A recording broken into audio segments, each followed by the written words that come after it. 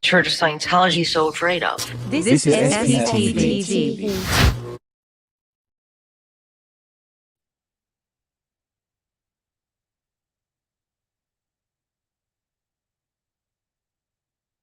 Sticking with the SEC, the agency just fined the creator of the Stoner Cats web series $1 million over the unregistered offering of NFTs. The SEC claims the company, Stoner Cats LLC, sold unregistered crypto asset securities in the form of NFTs, raising about $8 million to finance an animated web series.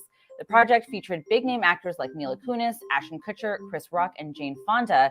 In fact, Kunis is actually listed as a producer and investor in the project.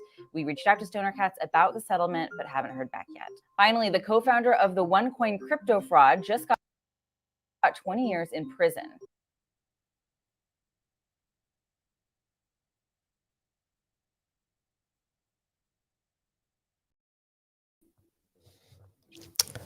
Hello, you guys. Hello, everyone. We wanted to start our live with that little piece of breaking news about this scam and how the plot keeps thickening for disgraced actor and actress Mila and Ashton Kutcher, who are also under investigation for another scam that has nothing to do with anything to do with child trafficking or SA survivors or anything like that, you guys. It's a financial scam that has been found out, so-called stoner cats that the Kutchers, well, specifically Mila, we already got into our other video about Mila being an executive producer listed on her IMDb page. And why are we highlighting these easy to GTS things? What does any of this have to do with the subject of Scientology? Well, it has to do with the subject of liars that really did take it upon themselves to run a 501c to really help, purport to help a lot of child trafficking victims. But they're also, from the other side of their mouth, telling the judge that they've been so influenced to never take a shred of a drug or a blunt, because that's what the Scientologists really are very, very allergic to. God forbid somebody lights a joint at one of their parties. You'll see them all disappear. I mean, literally, it's funny to think that the woman who wrote Pleading to Judge Olmedo, what a drug-free woman she's been, is literally telling us here that she's involved in a scam having to do with cats that really smoke pot, and it's an adult thing to really like bring the culture of pot smokers into the equation, because she was told to never influence that culture, that nothing of like that could be so wrong. But apparently weed and pot smoking, which I know for all of y'all out there in the real world might not be all against that, but in Scientology, they're all extremely against that. You'd find yourself in an ethics interview the next day they found out you had a shred of pot. And fun fact, why don't you go read the confessions of an ex-Scientologist scratch pothead, Liz Gale, that did write a whole book about how all these people were so anti-pot and really anti-drug, and wasn't Danny the one that was installing a moral compass on all of these people that really thought he would really know what in the literal hell he was doing? Because that's what we're wondering ourselves right about now. What in the literal hell were all of them doing in there, really influencing each other and having Carol Masterson like literally Carol Masterson, Scientologist, mom, helicopter parent, Scientologist of the year that she was, meddling in everything that her son ever did at a level that is grotesque AF and so unthinkable. So let's move on to the next video that we should all check out. Actually, we're going to read here to get into the next set of the weeds. I'm going to read here for ourselves really quick, just a simple GTS away, you guys. I mean, I did have time to relax and do some more yoga and stretching and all of that. So that's all good. Our mental health, we're taking care of that.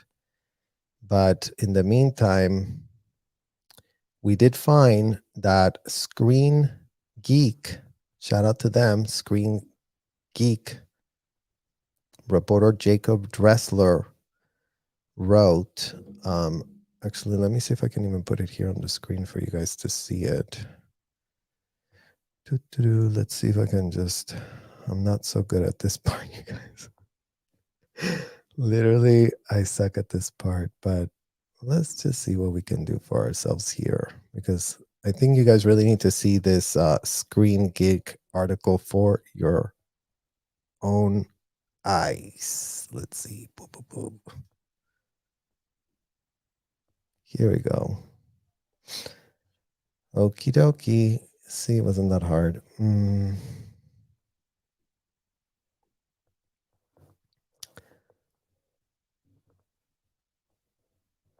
Okay, let me find this here. No, that's not it.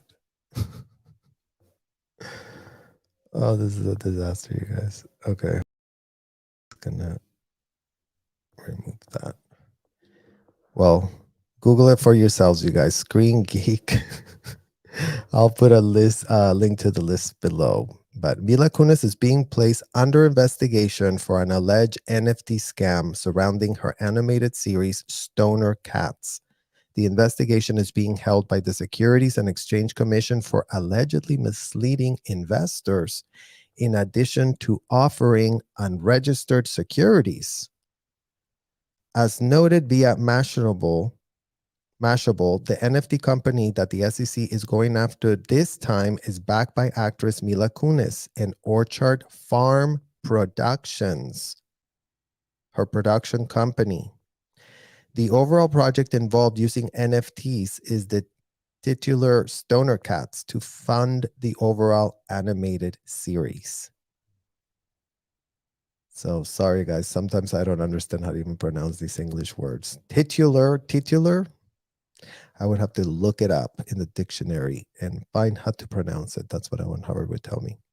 The project is further described as follows. Stoner Cats were marketed as an NFT project that would fund an animated series about an elderly woman and her cannabis smoking cats.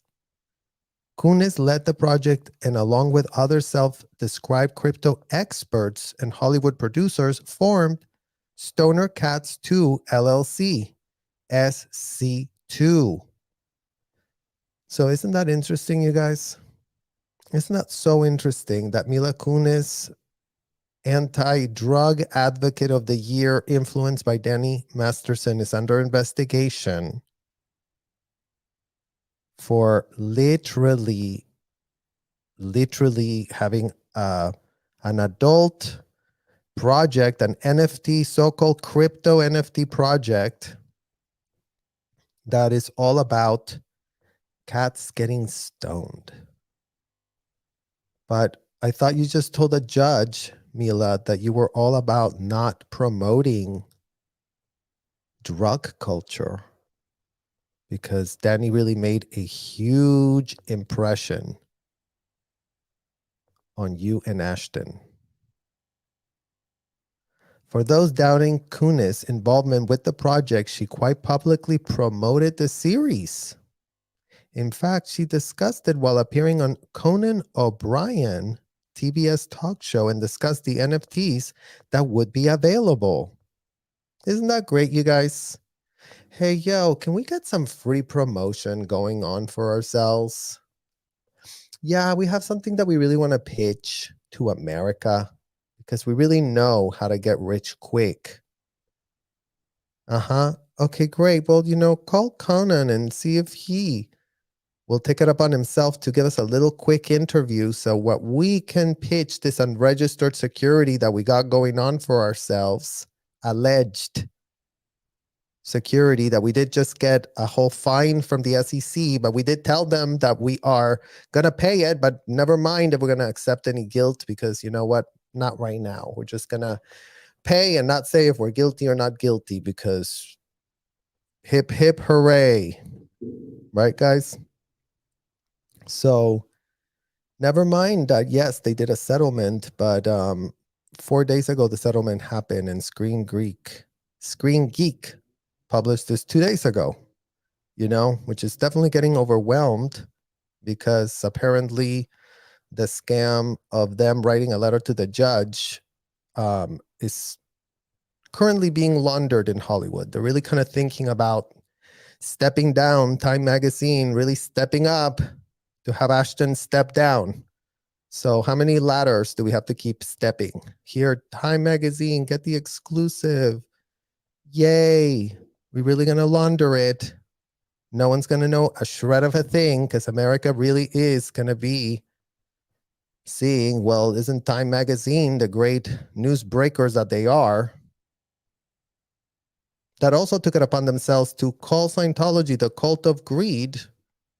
Well, with the same face, not having a shred of a clue about what happened to minors inside those hotels. But you know what? At Thorne's CEO, chairman of the board, that Ashton Kutcher is. Chairman of a literal board. Going to Congress, have to go to Congress, have to go speak to all the people that really we're going to fund all manner of things with the tech bros and the private sector and Scientology and Mila Kunis and Ashton Kutcher and everyone's fingertips all incestuously working in some sort of whatever. Literally, kid you not. So the launch eventually raised more than $8 million after selling 10,000 Stoner Cat NFTs at $800 apiece.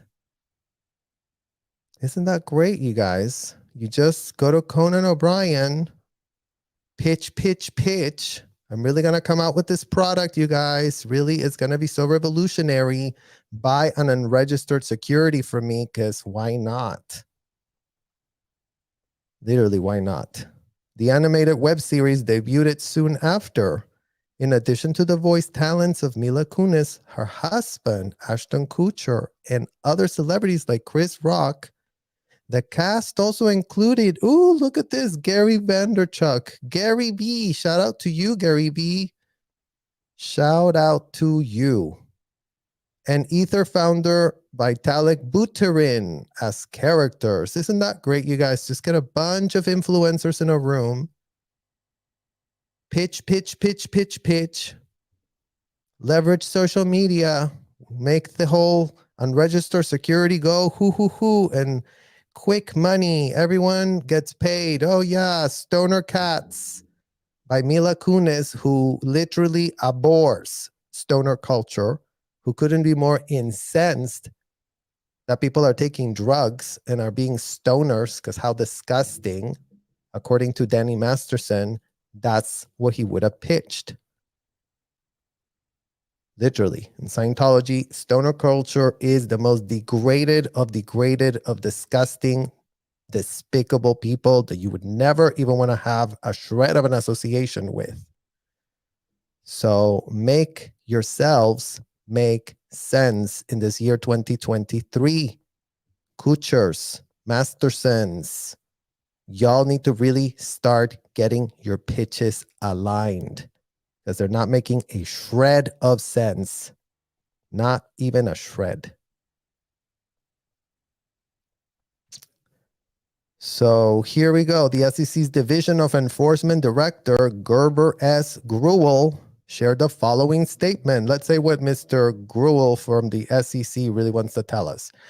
Regardless of whether your offering involves beavers, chinchillas, or animal-based NFTs, under the federal securities laws, is the economic reality of the offering, not the labels you put on it or the underlying objects that guides the determination of what's on investment contract and therefore a security.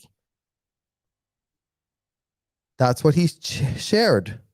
Okay, you guys? So shout out to the SEC, the only 3-letter agency that has a shred of a tooth in America to go after situations that smell like fraud. So if it smells like a fraud, the SEC will fine you for $1 million in a civil court. Never mind that no one is capable of enforcing any criminal laws. The criminal laws, those are for, once upon a time in Hollywood, probably that's when those laws get applied, because there's just no bandwidth to enforce a shred of a law.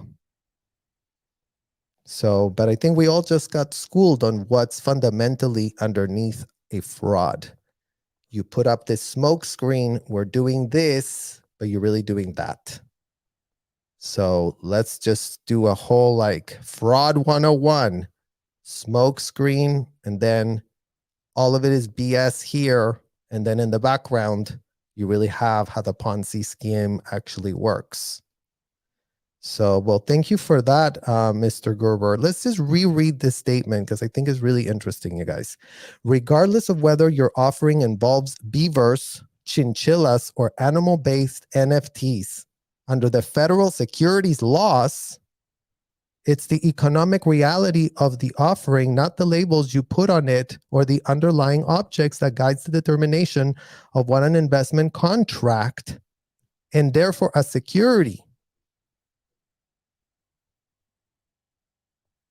So is everyone getting the point that they literally know what in the hell a fraud looks like, including contracts that could be fraudulent?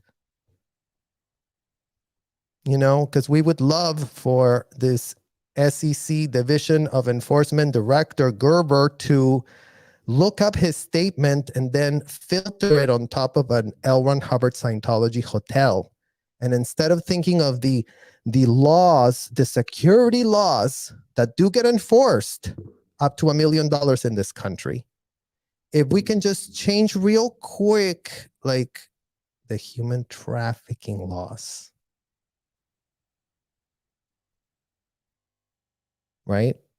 Because we need the security laws. Yeah. We made $8 million and we did pay $1. So we really did get penalized, you guys, but don't worry. We did everything fine.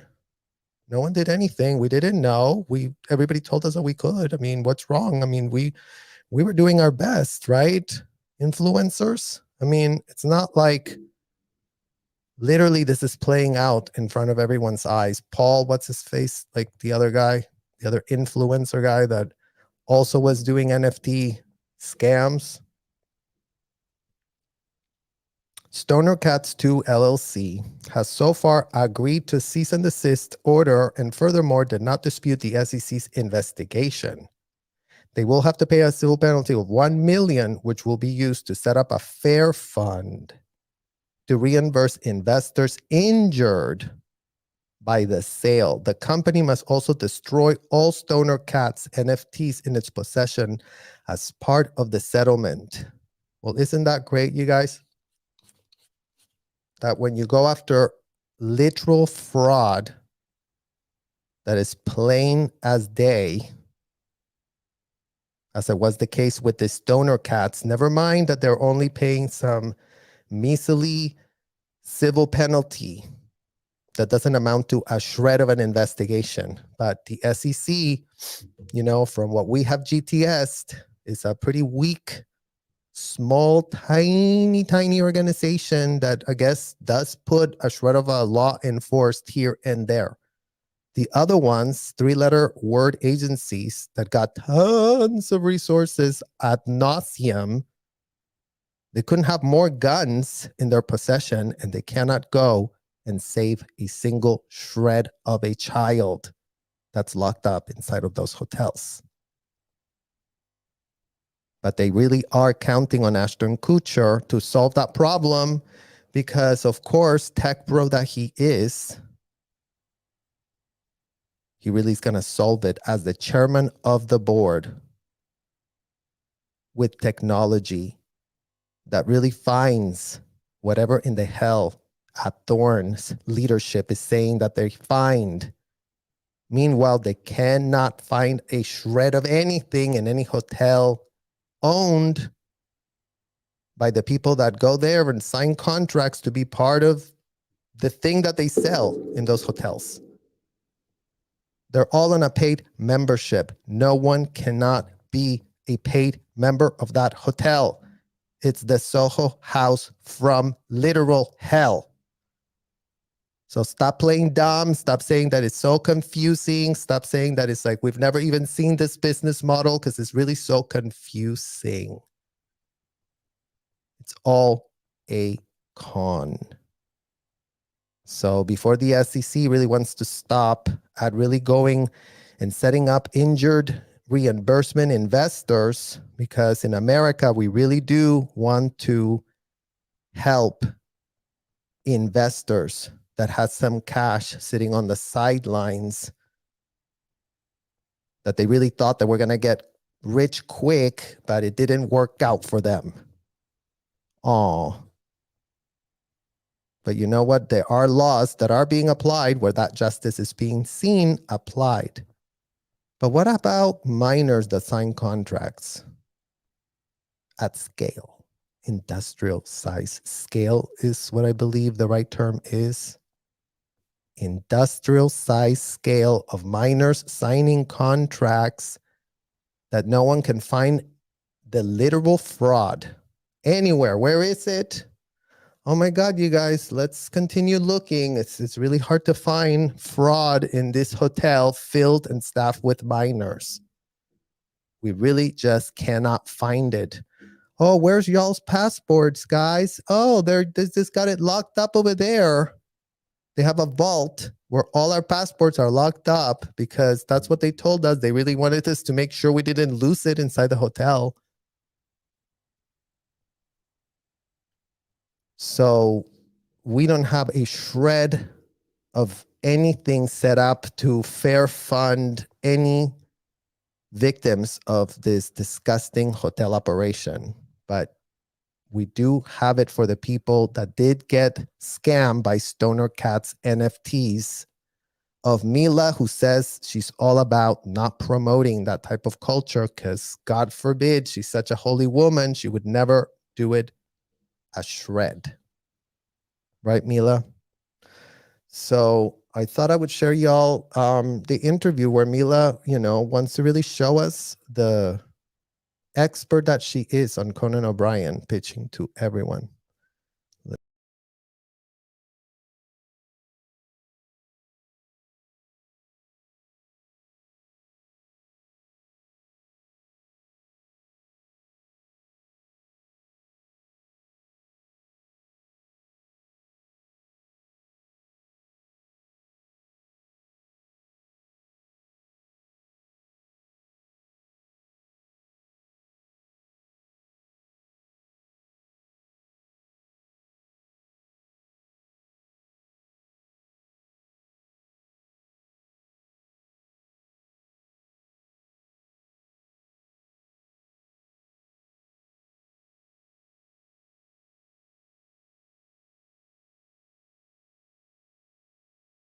You have jumped into the world of cryptocurrency, and you talk about, yes. I don't understand it, and I know people say I don't understand it. I honestly don't understand it. I've asked my son, who's very bright at this stuff, to explain it to me, and he says he doesn't want to try because he knows I will not understand.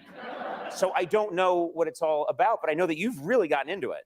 So, yes, in quarantine, some people took up baking and knitting, and I deep dived into crypto and NFTs. And I'll tell you why. Like, all jokes. Some people also literally have so much money in their bank accounts that they just cannot get them enough for themselves, and did a lot of deep dives. Really, really, really deep dives. Jokes aside, is because it made me nervous, and I felt like it was a very masculine area. Like, everybody that I knew that knew anything about it at the time was always a man, and I was like, it's gonna be that hard. Right. And You know what, Mila? You should have gone to Clubhouse during the pandemic, because you would have seen there were a ton of women there that knew what in the literal hell cryptocurrencies were all about. So this idea that no woman was getting it is such a platitude and so reductive to hundreds of women. You know, I would know. Literally, if you just spend some time at Burning Man and you'd speak to 3 women, they all knew what in the hell they were talking about. So it's great that you wanted to teach a lot of women something they already were knowing for themselves. And you could have just gone to literally Clubhouse, and there were like literally every day hundreds of women from all across the world being very experts at this. This was not something that they weren't experts. I mean, yeah, you maybe would have wanted more, but I mean, maybe the patriarchy is also a problem there. and you know, it was the pandemic, and so I just deep dived into it and surrounded myself with 2 incredibly smart women that know everything about it, that, you know, started Libra for Facebook and whatnot, and educated myself. Oh, great, you guys. Nothing like the elitist advising each other on elitist scams that they can do. But you know, I worked at Facebook, so I must be great. I'm just so great. I'm so vetted. I'm such a genius woman. I mean, these people have a literally ton of nerve pitching themselves as know-it-alls just because Facebook employed you, and we don't have a whistleblower that literally went to Congress begging the country to listen to her about all the literal disgusting things that the media already forgot to talk about that Facebook is doing. You guys, I mean, as if none of this is known. As if the tech bros aren't up to their ears and neck with shady AF stuff that they all get away with just because the people at Congress could not be more ancient and easy to run around circles, because they don't understand a shred of a thing. And all it takes is to put Ashton Kutcher to blab his mouth in front of them, and they'll open up the, okay, I guess you did real well here. Okay, resolve it. We'll see you next year.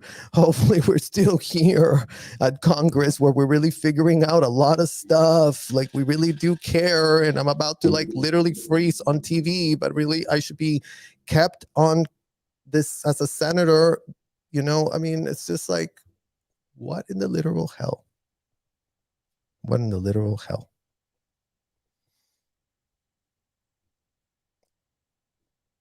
Myself on crypto, on the ethos of crypto, on what crypto is, in the world of the, you know, decentralized marketplace, like everything that it stands for. Right. And found it to be really empowering. And then I was like, well, this is fun. What next? And then I decided to deep dive into NFTs. And so Before. Well, you guys, I don't know why I did that, but I just wanted to deep dive here real quick with something. I also decided to deep dive into the crypto world, you know, because at the beginning it was pitched as a great technology that was going to do a lot, and it was going to do a lot of this and a lot of that, Mila. And I stayed on the surface studying it. And I studied it and I studied it and I thought I understood it until I started smelling the scam of it all and decided to pass. So as adults, we all get that choice.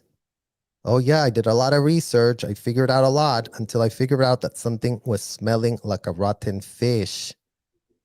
and I didn't want to have a shred of a thing to do with something that smelled like a literal rotten fish. So there's a lot of people pitching this and a lot of people pitching that.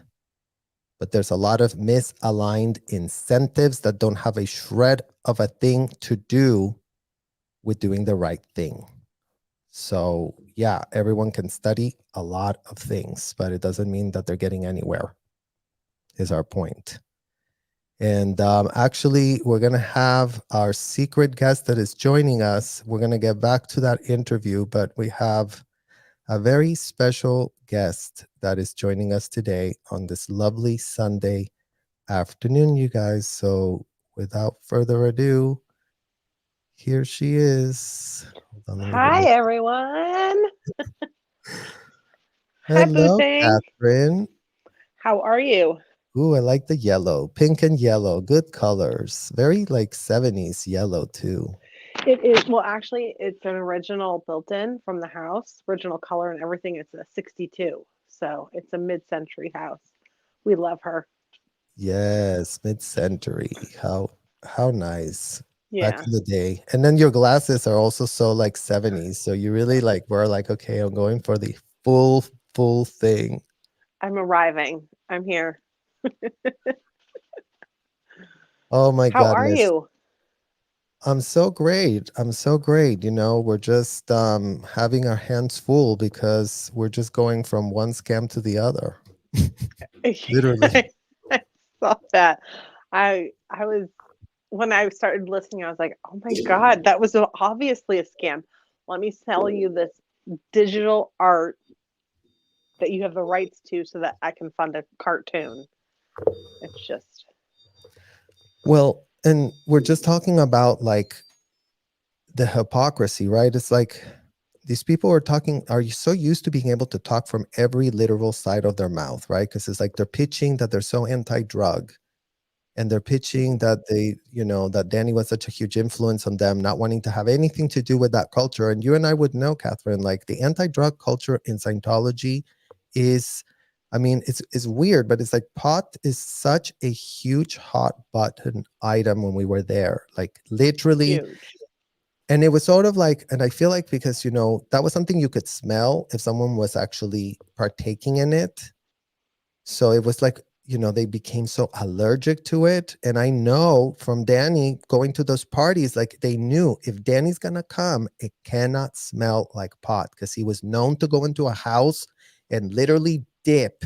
And everyone there was like, oh my God, what happened? Everyone, and he was so insulted that you would even like light up a joint. You were not allowed to do a shred of joints around him because people were taking other stuff. It's like, we know about that friend that had all kinds of cocaine whatevers, but you couldn't see it, so you couldn't smell it. So, and again, like the pot was just like the talking point, right? It's like we're so anti the smell, but never mind that all manner of other substances were being passed around, as we know, even with what he did to the Jane Does. So it's not like, Exactly. we're such drug free in Scientology, such BS, because we know there's so many addicts in there. There's definitely, well, I would say for sure that alcohol is treated like it's acceptable. Smoking cigarettes, going through a pack or two a day, acceptable, which are, the alcohol is a downer, the cigarettes are an upper. And it's interesting, specifically. I mean, I can tell you from my own story of like opening my eyes and world to cannabis because of the fact that I was like, oh, if I do that, this is going to ruin me. And it all stemmed actually from that car accident I had. I was just in so much pain that I started with CBD because nothing was helping me. My back was debilitating. And so I started with the CBD and then eventually decided to go with the cannabis for the pain. Mhm. And the first time I had it, which was through an edible, I wasn't like consuming it. I was like, it's just an edible. I'm eating it. It's much better. But it it wasn't what I expected. I was like, holy shit, this is what our parents were telling us were so horrible. Like this is not at all the same experience. It's like night and day of how they said we would feel, you know? We would feel to the point of psychosis, or we would key in all of the engrams all at once. You know, these things where it's like literally life or death decisions based off of cannabis. And so, yeah. Yeah, no, cannabis was literally public enemy number one for those people. And, you know, they could always be like, oh, you're going to be so lazy and you're going to become this and you're going to become that. You know, they, again, very much Scientology are know-it-alls. And L. Ron Yeah. Hubbard pitched to them that cannabis was literally the devil incarnate. Never even smell it. Secondhand smoke is horrible. Everything is bad. You're going to literally destroy your soul. Like, literally, they couldn't have pitched it with more garbage BS. But Yeah. truly what it was is, you know, as we know, that anyone who has been able to, in the aftermath of the very real PTSD that people do suffer after being abused ad nauseum 365, 24/7 as kids, including but not limited to us as children. And, you know, I say, Catherine, you know, I don't drink alcohol. I never liked it. It's like, I'm like a cat. Like I'm so peculiar with, I only like drinking lemonade, like Mexican lemonade. And I don't like anything carbonated. I hate anything that has carbonation. I despise it. I've never even drank a Coca-Cola in my whole life because I just like, I can't It's not your stand the thing, bubbles like this, which is you know? okay, which is totally fine. And yeah, and again, You myself know, but included. the point is like the alcohol. That's why the alcohol, I was always repulsed by it. I couldn't handle Yeah. it. I literally was like, ew, like I can't even get myself to drink it. It's disgusting to me. And but leaving Scientology, you know, a friend said, well, you know, just here's an edible. Like, and I was like you, I was like, and it was a Desperation. huge journey. It was desperation because, you know, we were so effed up after the awakening process is horrendous for anybody. It's like, you know, Oh, it's like absolutely. we now know it's like you have those withdrawal symptoms as if you're like the drug addict that was stuck to that drug, Hmm. and you cannot see because you don't have any uppers anymore, right? Like all the false uppers that we had of like group acceptance, that's what we were like so pressed to have, everyone's agreement on that we are acceptable people. Yeah. And then you lose all the people that you thought you really needed to please, and then you're just like stuck with all these lies and all this abuse that you're like, And you what don't am know, I you're like, doing? wait, who am I? What am I doing here? What do I care about? What matters to me? Like, you have nothing, and you also have nothing to base it off of, because you're going, all of a sudden you go, wait, it's all bullshit. It's all fake. What is real now? And that's how I get where it's like in the long ago, when it was like, oh, well, if you leave Scientology and you find out what everything says, you'll go psychotic. And I realized that it's because of the fact that um all of a sudden everything you know to be true has been proven false, and you have nowhere to turn. You literally start to lose touch with reality. The one little reality you had is, so you're close to a psychotic break. And unless you have like support system, even just one person who holds you to earth and goes, you're going to get through this, it's not going to last forever, it can be really scary for people. And I understand why some people just go under the radar and never leave publicly, because to leave publicly is to do that. You have to question every single life decision you've ever done, everything that you've ever thought. You have to question, go, is this something I actually believe and think and feel, or is this something that was just shown, taught, observed, right? So, yeah, the cannabis was eye-opening. It's the thing that actually made me finally get from take the blinders off to Scientology, where all of a sudden I was like, wait, is this bullshit? Like, I was ride or die, stop talking to my brother and my whole family. Like, when William and Shannon and Leah and everyone left, I was like, okay, I have no choice. I can't talk to you guys anymore. And for 10 years, I slowly died inside. And cannabis allowed me to get to a point where I could be like, I don't care. I don't care about Scientology. I want those I love with me. That's what matters. And then from there, the journey was like, it's peeling the onion. It's stripping down the veneers of Scientology that we built up to be this Scientologist or to be this acceptable person, because who we were not what they wanted, 100%. And you know what, as you're saying this, I think it, to bring it back to Mila, again, the amount of handlers these people have around them, guys, it ends up being that they become nothings of themselves, because they're just have a handler for every single thought they're having in their head. Oh, I want to do this, but I have to check with that one, and this one has to know, and this one has to say okay, and we all have to coordinate it all, and is everyone in, is everyone this, and there's no boundaries, there's no privacy, there's nothing. There's literally no just privacy. a need for approval, on and on and on, nonstop, ad nauseum, because one day you're in and the next day you're out, and very similar to Hollywood. And that's why we are literally, expanding our conversations to not just be like, oh, it's here and it's there. It's like, this is literally Hollywood, and Scientology could not be more running a parallel joke on all their end users and all their people that are in their networks, if they wouldn't be literally having a strike as we speak right now.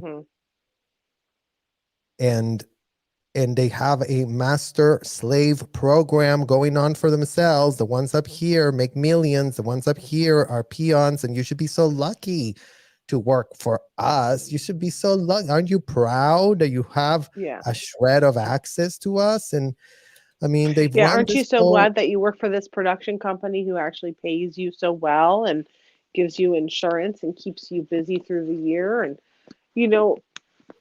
it's like, it is very parallel in the handling aspect as well. It puts them in a bubble, from people being set up through agents in Hollywood, right? Like, that's a real thing. There are many people who are connected and teamed up as in a relationship through agents. Hey, who would be really good PR for my client to be with is this. I know him. Let me call his agent, see if we can get him on a date. Like, it's all part of the opinion leader or public relations of the parallel things. It's all about what looks good to the people who are in the bubble, who are obsessed with it, who are in the cult or in the bubble of Hollywood, Well, and And cult is just short for culture, right? And we have to just start making that point, because sometimes we go, oh, cult is almost like they made us feel with the gaslighting and the narcissism, guys, like that whenever we say cult, like we're really wanting to insult anybody. So, I was thinking like cult is just culture, and Hollywood is a culture, and Scientology is a culture. You have to sign up to be a part of it. You have to have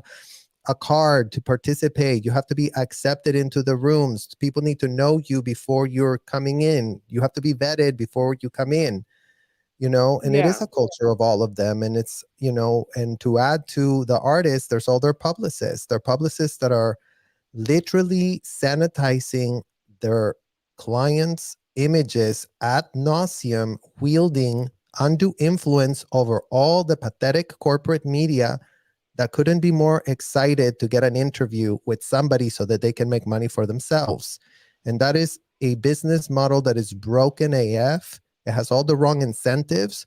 So don't get too pressed that we're insulting you and literally showing you all just how much feces is all over the place, because the feces is in the walls and it needs to be cleaned up. And y'all need to figure out your business model incentives as a whole, the whole corporate media, because you know what? Putting up shit for clicks and you all can make money on advertising is not working out. Yeah, I Something mean, is and that really definitely, broken. yeah. And I think that there is definitely that parallel. And I almost wonder if it makes it partially why Scientology is so acceptable to celebrities, because they're already used to being handled. They're already being used to being told, hey, these are the people you need to know, and these are the people you need to become friendly with. This is what you need to dress like. This is what you need to be seen at. Like, these are all aspects of the business. And so they're already being told all these things, and then they get taken to Celebrity Center International, and it's this oasis in Hollywood. Like, once you're on the grounds, they made it specifically so you don't feel like you're anywhere other than in some magical land. Safe enough that um, Tom Cruise's kids could wander around the whole area, and they didn't have security with them. That kind of thing. The celebrity kids could be freely there, right? That's how sequestered it is. And then they get their own. Oops. There, sorry. It's my timer. I'm gonna have to get going soon because I have to go make my family dinner. But Yes. they get their own and they get through their own parking lot, their own entrance, their own courtyard, their own purification area. They have their own lounge area with their own bathroom, own course rooms, own auditing rooms, and own examiners. It's all part of the same building, but sequestered. And there's an excess amount of staff to public ratio so that everything's needed and handled. Someone says, I'm on my way to course. They text someone in the president's office. They make their lunch. They get it ready. So as soon as they walk in, their lunch is sitting there on a tray, ready to go. They can eat and they go to course. Like, that's not what happens to anyone else. But they go in and they're going, oh, these people just treat me so well. And again, they're already in a bubble. It's like that cognitive dissonance. Like, they don't get that this is not how it is for anyone else. And they don't even realize what they're doing to the people who are serving them, and it's like they have their blinders on. And that's all we're asking, I think, is just take the blinders off. It's okay to be wrong. It's okay to realize you really did shitty things in Scientology. You didn't know, but know now and own it. And that's all it is that we're asking repeatedly. It's like, it's that simple, right? But anyway, I'm sure I could ramble on and on. I love you guys so much, and I'm so glad I was able to stop by for a little bit. But I do have to go make Yeah, my it's always children good to and have you. everyone And you dinner. made such good points, honestly. Those are such good points. That's exactly what we need. It's like, it's just own it. It's like, step up, take accountability.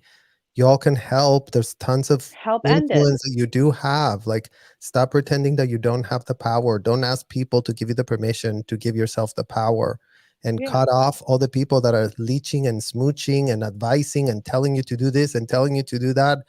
Go for yourselves to a room. You, Ashton and Mila, really reflect, but get rid of all the people that are telling you how to think. Get rid of Yeah. those specifically first, and take 2-3 weeks by yourselves. Really think about everything, because that's the This isn't gaslighting something you I'm come doing to. Yeah. that you're gonna have to do. Away Yeah. from people, away from anybody telling you how to pitch anything.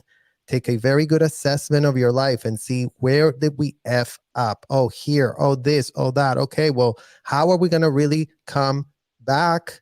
By repairing and stepping up and really getting on top of things, instead of skirting away and pretending that it's all just really going to change because you stepped down, and now we're all going to really buy the story that you don't have a shred of a clue about anything. No. Exactly. Right. Well, thank you, Catherine. All Have right. a great dinner. Thank you. I love you. I'll talk to you soon. Bye. Okay, you guys. And I knew Catherine didn't have a lot of time, but I thought it was important to contextualize her experience, given that she had a front row seat at the so-called Scientology celebrity experience, the ones that are at the very top of this horrible human trafficking food chain. And the things that we're talking about, they're not foreign to Mila or Ashton, you guys. They are in that culture. They were going inside that hotel. They know Celebrity Center. They were invited there as VIPs, like Catherine said. I mean, I'm sure that Mila and Ashton would say, well, nobody treated us badly, Serge. Well, duh. I mean, literally, duh.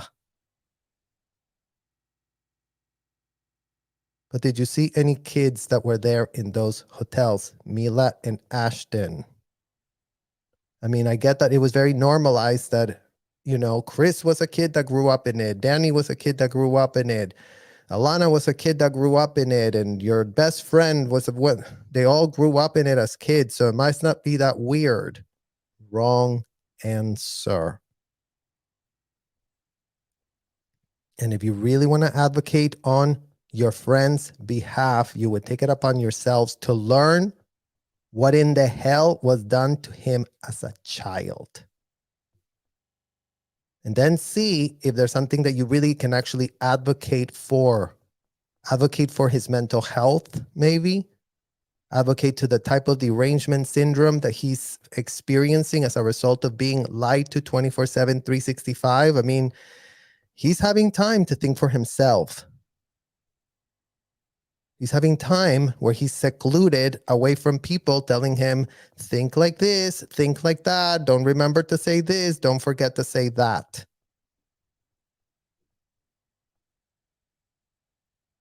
So that's what we really need to see from literally Ashton and Mila to believe a shred of a thing about what they are talking about, that they really do have a plan and they really wanted to help a lot of kids. And none of those kids included the kids that were locked up in the hotel they were frequenting for themselves.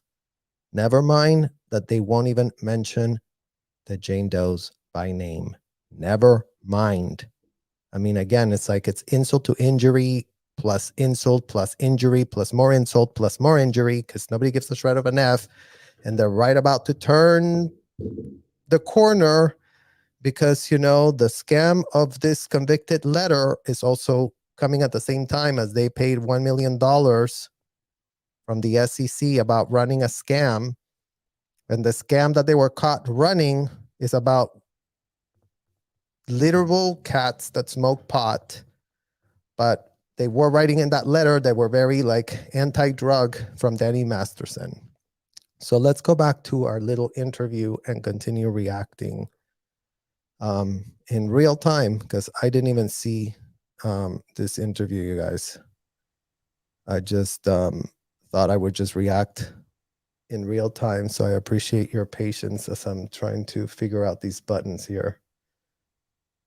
Okay, let's go. Don't understand it. And I know Sure. people say, I don't understand it. I honestly don't understand it. I've asked my son, who's very bright at this stuff, to explain it to me. And he says, he doesn't want to try. And you guys, how cult-like of this whole entire thing.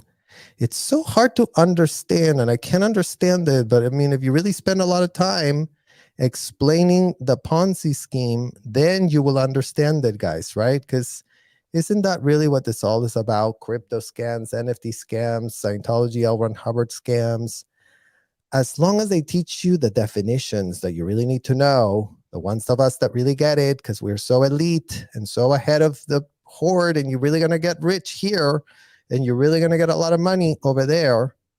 So all of these things follow the same exact hoarding group mentality. Oh, I don't want to miss out on this great thing because, you know, if only I would have bought that NFT that Ashton and Mila pitched. So let's just highlight that because, you know, as Conan says, he doesn't get it. And, you know, really need to get somebody that really understands to get it. It's like, what are you really getting? You know, everything that you should be getting should be common sense. Starting with that would be a very good thing. But I guess we have an epidemic of common sense and critical thinking skills in this country, you guys. A pandemic that the corporate media is not reporting on, apparently. Try, because he knows I will not understand. So I don't know what it's all about, but I know that you've really gotten into it. So yes, in quarantine, some people took up baking and knitting, and I deep dived into crypto and NFTs. And I'll tell you why, like all jokes aside, is because it made me nervous. And I felt like, Please, all jokes aside, Mila.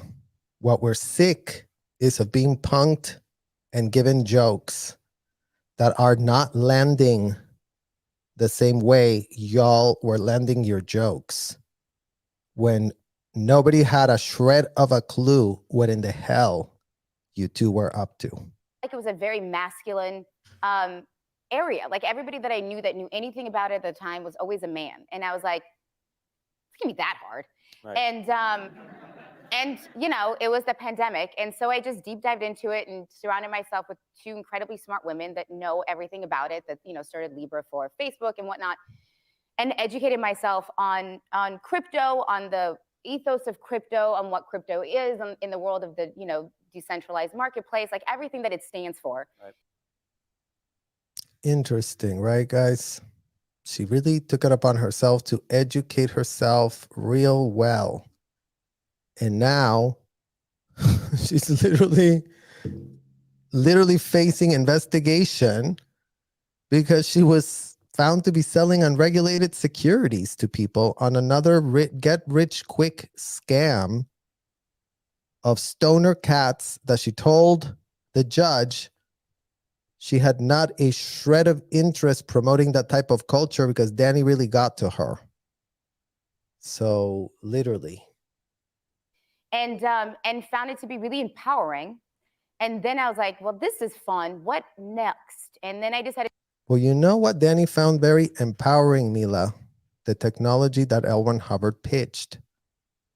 That was also technology that, you know, was very decentralized, even though everything was centralized.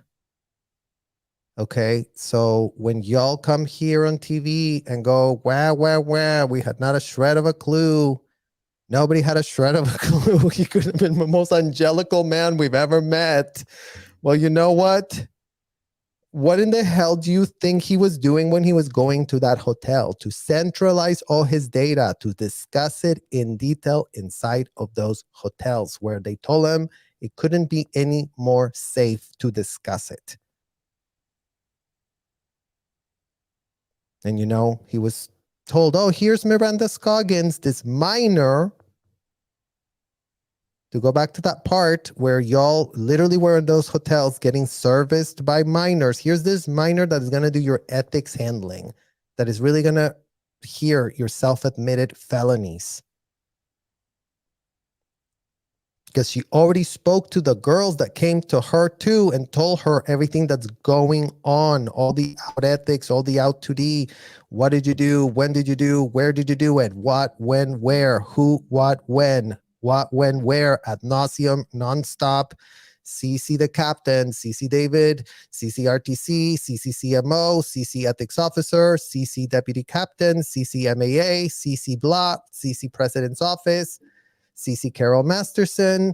We all found out this information.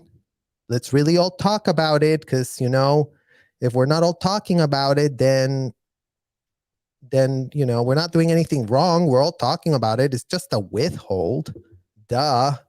If you're not in Scientology, you wouldn't get it. You're such an idiot. Don't you know what a withhold is? Don't you know that including but not limited to what in the hell he got convicted of is nothing but this? Withhold out 2D. Withhold out 2D. It was a withhold. It was an out 2D. But it was a self-admitted Class A felony. It's a withhold or an out 2D. No, but we asked them, have you ever done anything aggressive to your spouse? Remember that thing that's on the community lines, that sec check that we did to take it up on ourselves to post? So as if we don't have receipts of what in the hell we are talking about. But again, you and Ashton doing a scam about cats and weed, and you really studied a lot. It's smelling like a big fat rat. To deep dive into NFTs And so through the pandemic, created a piece of a form of entertainment called Stoner Cats that we're releasing in a couple weeks. That is an NFT. Fun fact, you guys, the stoner a piece, and you see how, like, I mean, she literally doesn't even know what the hell she's saying because they know they didn't really do much. I mean, we really created a big piece of art, you guys. Really? Was it really that big of a piece of art, Mila? Yeah. And you can buy such Stoner Cats, and then that is your token to then watch a 5-minute long piece of entertainment. It actually sounds like Stoner Cats. It sounds like a cool idea, and I know you've had experience in animation and comedy, so we have, I think we have a picture here of the Stoner Cats. This is, yep, and it's really cool, guys, because I'll tell you. I mean, you guys, literally nothing like the photographic evidence that Mila Kunis doesn't give a shred of an literal F about drugs. And whatever Danny taught her was not anywhere to be found as she put herself to become the executive director of this joke that Miss Kunis is totally playing on America, as she gets found to be literally caught with her pants down by the SEC. The only 3-letter agency that we're seeing has a shred of power to enforce a shred of law. Good luck if you are a child that gets defrauded in this country, you guys. That's the message. That's what it's giving. It's giving, if you are an adult, that do take it upon yourself to throw some extra cash you have onto the scam that Mila Kunis is utilizing this talk show, Conan O'Brien talk show, to push it and really make a quick $8 million, because she really is that special. And this joke could not just be a get rich quick scam, because this ain't art.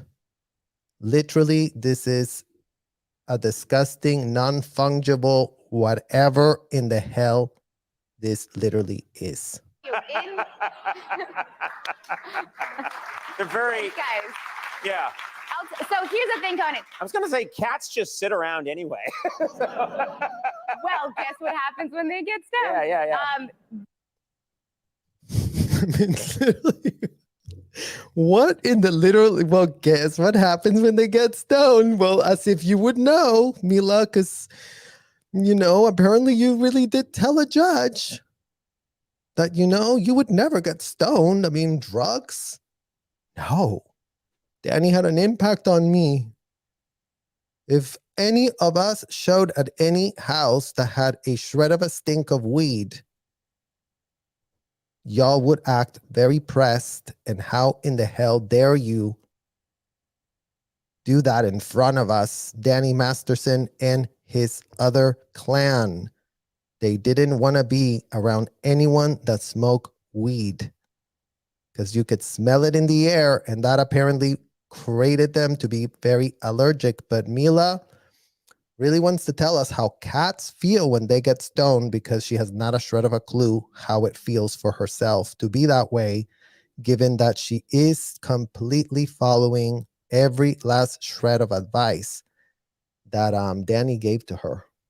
So this was all done by really brilliant people at home after work. So the animator, the writer, the director all did Toy Story 2s and the Spider-Verse and Space Jam and all these incredible movies. And the people that we got to do the voices, everybody just did it because they thought that it was different and fun, and we all wanted to do it for the right reasons. And it brings ownership of. Oh, guys, see, they all wanted to do it for the right reasons. I mean, okay, I think we all really need to relax now. I think we all can take a deep breath and go, okay, Mila, we really, thought for a minute there that you were running a scam, but you are all wanting to do it for the really, really great reasons of getting fined $1 million by the SEC. Never mind that you raised $8 million, right? So I guess y'all are still really good entrepreneurs. So the scam goes, raise $8 million, get all of these other celebrity influencers to sign in. So we all pull our weight out there. And then, you know, those people down there will buy a lot of stuff that we put in front of them. So then we make $8 million, and then we get investigated by the SEC for trading unregulated securities. But then we quickly go and decide, never mind, we won't accept fault, but you know, we will pay you, but we won't say we're guilty, but we will just acknowledge that we acknowledge nothing. But let's just continue to move on, because it's a really great day to live in America, the land of the free, to do whatever in the F you literally want, apparently, allegedly. Content back to the artist and cuts out the middleman. And so if people like the NFTs and they buy it as tokens, then more shows will be made. See, you guys, and this really goes to Mila Kunis' credibility. Credit when credit is due. She really wants to cut out the middleman and really wants to help and really wants to cut out middlemen and really wants to help. So go check that statement that the SEC has made on the company that you yourself, Mila Kunis, your production company, is all up to its ears in collusion with what in the hell y'all were pitching there on Conan's show to really sell that quick. Make everyone really feel that they're going to get rich here because buy it now or it's going to be gone later. And aren't you going to be so lucky to get to watch a Stone Cat video? Because aren't we so important to wield this much power? Because we really know what in the literal hell we are defrauding. I mean, doing. Literally. We have a picture too of your character. Fifi, yep. Yeah. Oh, she's real cute, guys. Check her out. Look at those eyes. I mean, come on. Yeah, guys, really take a look at that. This is Mila Kunis right here. This is $75 million. This is a woman who, during the pandemic, instead of using the $75 million to help a shred of a kid, was scheming a way to make more money for herself real quick, because she really thought it was a very masculine run world, that she didn't see a shred of woman speaking on those platforms that were popping up during the pandemic, like Clubhouse, where there were all manner of extremely intelligent, I mean, they literally could run circles around all manner of cryptocurrency conversations that were being had. But Mila is this cat, and this cat costs, I don't know, $800, and then you sell it, and then you see something, and then it tokenizes, and then you sell it on a market, and then you're really special because you really did buy this thing. And I don't know. I'm so confused. I want to literally vomit. Come on. Well, there you go, guys. I do see some of you in the comments saying, what in the literal hell is an NFT? Oh, look, Orchard Farm Productions. That's Mila's company. YouTube wants us to watch another Mila video, but I think we're done with the Mila Kunis videos for the moment, you guys. I think we literally had enough of that pitch that the SEC did come down for $1 million. Hopefully, more can be done. Hopefully, they're not just going to stop at that, given that it's being reported that she's still under some sort of investigation. Well, maybe they can add some more strings to follow on the investigation. So I know we do the comments at the end, and do help me putting question on capitals, because I never check them when we're going through this, because it's too many things to handle at once, you guys, keeping it real. When Goldie's not here, you can, oh, I can be your moderator. Well, for sure, Joe. I'm so bad at the moderator thing, you guys. I don't even know what in the hell I'm doing. So we'll definitely set that up, because I should have some moderators helping me. I'm still like trying to figure it all out. Here we go from Leanne Rich Bailey. The Entertainment Weekly article on this is an interesting read, particularly the paragraph about 2.5 royalty. Yeah. Well, you know what? In Scientology, they told us, you know how Relatable Reese has been saying 2.5%er, that she was a 2.5%er, Reese was told. It's like, what the hell? Like literally telling kids you're a 2.5%er. Like what? And then these people are like, you know how we really should be paying ourselves for this, alleged scam that I guess we're allegedly participating in, but not really saying that we did. But we did just sort out a deal with the SEC. Yeah, 2.5%. That's exactly how much we should get paid. Maybe that means that there are suppressive people. The real SPs, you guys, the plot thickens. We find the real SPs. I mean, what in the literal abominable hell?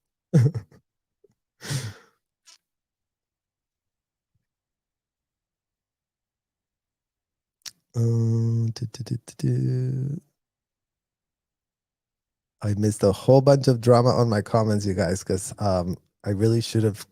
I never text anyone. I never want to bother anybody. So that's why I just go on here and just sort of like whatever. But I don't know. We'll find out what was going on in those comments later today. Here's one from Joe Spring. My father was a scientist, and he told me as a teenager that he found no significant harm, but he needed to remember it was illegal and those consequences would be mine, but the choice was also mine. Well, how nice, Joe. That is a very empowering way to look at parenting, given that your dad did come from the same eras that our parents were coming from and even before. So the fact that he thought that way just really warms our heart, that, common sense should have been found in every decade. Never mind that some decades seem to be really lacking a shred of common sense. And here's Cranky. MK Ultra victim Kathy O'Brien, who wrote Transformation of America, said that she was given all kinds of drugs but was not allowed to smoke pot because it apparently thwarts the programming. Well, there you go. There you go. And thank you, Cranky, for bringing up MK Ultra, because, that was one of the talking points that they would tell us as kids. It's like, oh, you don't want to get caught by the MK Ultra. They're really going to come and screw your life. And we're going to keep you safe in this hotel so that the MK Ultra people never come to you. Never mind that they were running their own type of MK Ultra from hell on kids, right? So now it even makes more sense why they were so anti-pot, because it does make you think. So all those BS things that are running on you fall quickly flat AF. You're like, no, miss me with that BS. I think that is just a pathetic lie. I don't give an F about your pathetic lies. And that is living in peace, right, you guys? You're like, no, I don't need your approval. I don't need your permission. And I don't give an F about your pathetic lies. So I'm good. I'm chill. I'm happy. Don't worry. Be happy.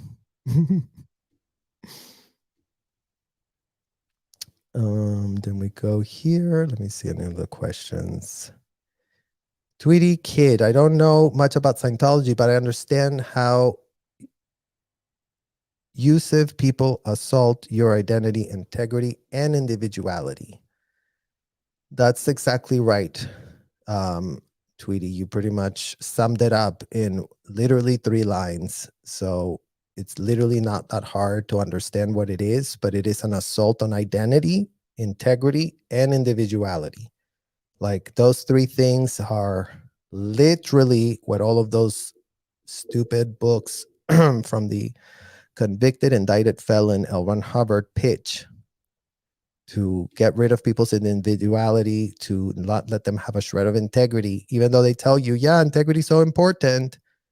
But, the platitudes are what are used to control, and then everybody pretends that if somebody doesn't apply the thing that L. Ron Hubbard said, then things are really going to go dysfunctional, instead of scratching what L. Ron Hubbard wrote that could have literally been so harmful for anybody. But, they all left their critical thinking skills at the door. So let me see. Thank you guys. Hi, ABC. Hi, Ellen. Hi. You guys are so sweet, always saying hi and being so cheery and supportive for these horrible conversations that we're having to have here. But, some of them are horrible, but at least we are connecting some MF dots, right, guys? Defrauding, I mean doing. Harry Potter's beard. Defrauding, I mean doing. Exactly. Cedar Duval, NFTs are such a scam. I'm going to pay stupid money for art as an investment. Then I had better be able to hang it on my actual wall in my home at least. Well, you know what? That's exactly what we mean, Cedar. Like, put your money where your mouth is and don't be using shows to pitch stuff, because literally it couldn't be more obvious what in the hell's going on. We're almost at the end. Good. Well, we got to the end of those comments, you guys, and that is going to be the end of this video. We have more things that are going to be coming up very, very soon that we need to share with you guys. And we want to remind everyone to check our community lines, because we've been community tab. I keep calling it lines. I think it's because in Scientology, they always kept telling us lines, the lines, the lines. So I'm just now officially renaming our community tab as our community lines. Our community lines, we have some advocacy that y'all can help us with. There's 157 people right now on this live. So first of all, thank every single last one of you that's here listening and caring about all the issues that we're raising about, child trafficking at scale, industrial child trafficking at scale, state enabled and sanctioned in the United States as of this year, 2023. So what did we learn in this video? That child slavery is alive and well, and it has a face, and it has a body, and it has very real people that have literally suffered modern day slavery that keep being told that that's just a religious experience that they were having for themselves. So we definitely learned that today. We definitely learned that, the scheming and the scamming coming from the Kuchers seems to have literally no ending to it. Because literally it's all over the public record how insane everything keeps short-circuiting. Because as much as some of these corporate people have been trying to be like, well, maybe they did really think that, it was their right to say how they felt about their friend because no one was going to know about it. And maybe they were so confused because it could have been that these matters are very emotionally confusing. So the chairman of the board of At Thorn could have not been confused about anything. And we've learned that today as we continue to discuss with you guys the weeds and the implication of Mila and Ashton into the Scientology bubble, where a standard operating procedure to data mine, including but not limited to Class A felonies that they record for themselves in those hotels. They transcribe everything that's discussed in detail. And then somebody that completes a 2-week course goes and advises you on what in the hell to do about the said Class A felonies that were self-admitted in full without a shred of plausible deniability for anyone to have given the severity and the explicit questions that were being asked. It wasn't just, how's your day going? No. Have you committed a felony for which you have not been arrested? Answer that quickly, or it's going to cost you $500 an hour the more you sit there and not tell us. So better for you that you say it quick. So we really then advise you on your ethics handling that you're going to really do. So we learned that Mila cannot say she was anti-drug, and Ashton cannot say that he was anti-drug because Danny really influenced them. And then they have a show called literally Stoner Cats. Like, that does not in any way, shape, or form align whatsoever. And the fact that these two stories happen to break on around the same time, never mind that this is a story that the corporate media is a snooze fest with.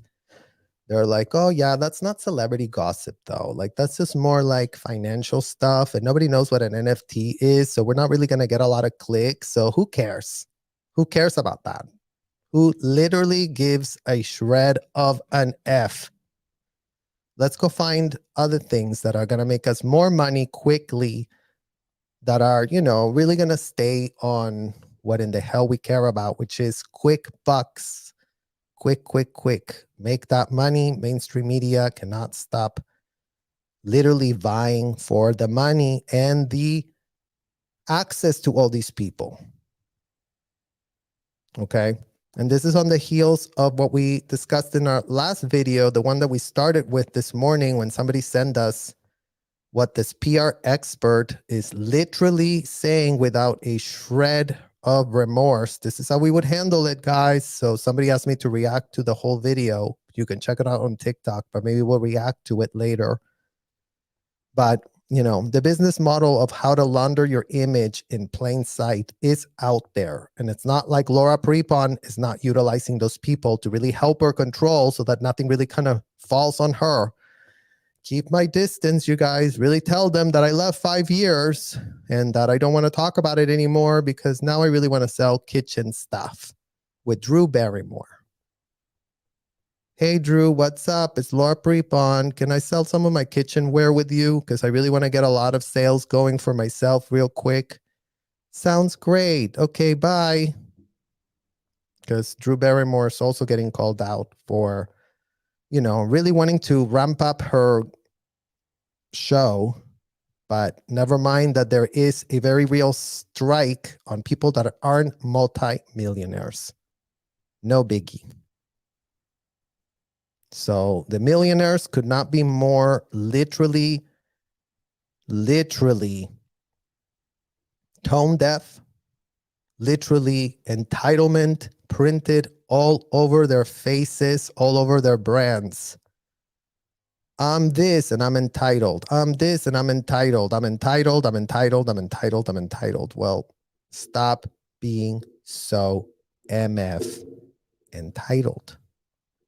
Because we learned that Hollywood is the twin of Scientology, the producer of all of these child actors that are entitled AF. That really do get told ad nauseum how really special of a person they are. Guess where they tell you that ad nauseum as well, you guys? Bingo, in those Scientology hotels. Oh no, you have no idea how special you are over every last shred of human in this entire planet. You have no clue how powerful, how different, how much more advanced, how much more better, how much more this, how much more that. I mean, never mind that Hollywood did end up making these people multimillionaires. Never mind that. In Scientology, very few were multimillionaires, and there was tons of slaves. So in Scientology, they even take it a notch up as a production company of movies that Scientology literally is. Since I do video record every single session. So when someone can start explaining how hotels that video record 24/7 so-called sessions, interrogations that are data mining, self-admitted felonies on including but not limited to with minors, that, yeah, Ashton Kutcher's at Thorn does not find a shred of trafficking there. I mean, the technology scanned the hotel, I guess, and they just went, no, see, nothing's happening here. Oh, look, there's Marisol Nichols. Hi, Marisol. How's it going on the slavery-free world? You know, are you really releasing that many slaves of trafficking, Marisol? Or are you really penning deals to play the part of a cop that really wants to rescue kids that really do get trafficked, and the seedy motel stops that y'all can't stop pitching us is the only way kids get trafficked? Makes not a shred of sense, you guys.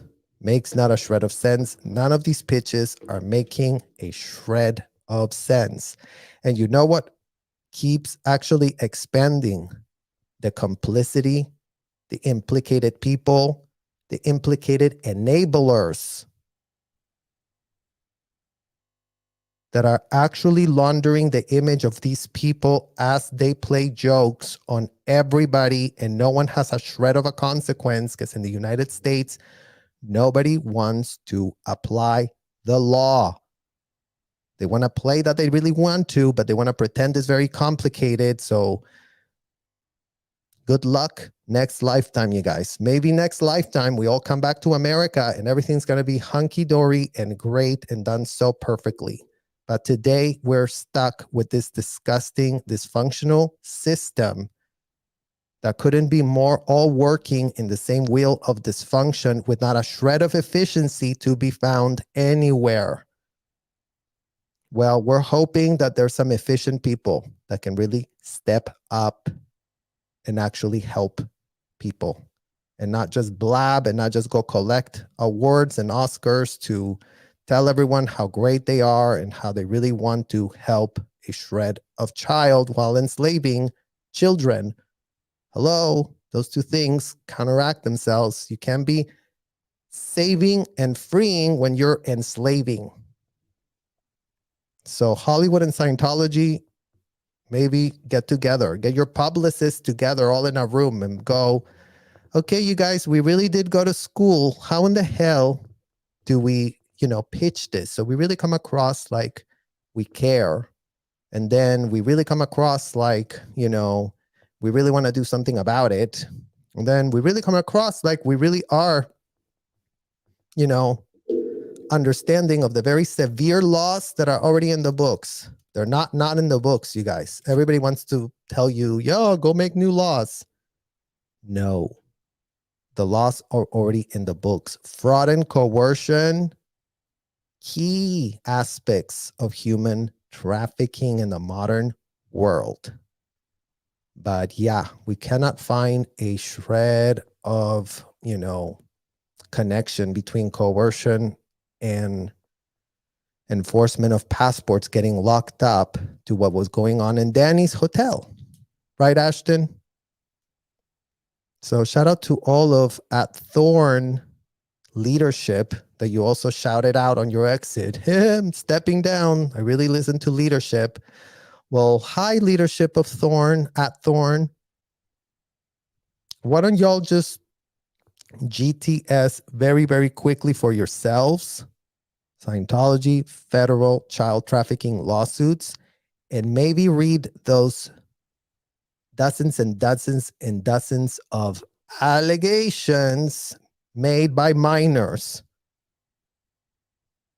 that were trafficked from other countries into Clearwater, into the heart of the Clearwater, into the heart of Danny Masterson's hotel, where Carol Masterson was once upon a time even a staff member. So don't think that they're not all implicated when they are all implicated. All as a group, all as a collective, all the parents here, all the executives here, making a ton of deals between themselves, all manner of deals here. Well, guess who was footing the bill for all of those deals that they were making for themselves. The kids, don't worry about it, Dad. I'll foot the bill. Don't worry about it, Mom. I'll foot the MF bill. What in the hell is anyone so concerned about? I'm such an adult in a small body that I can do it all. Don't you worry about it. So, yay, you guys. More scams that we keep uncovering. So let's not stop here. So thank you so much for watching, and I will see you all extremely, extremely soon. Bye-bye.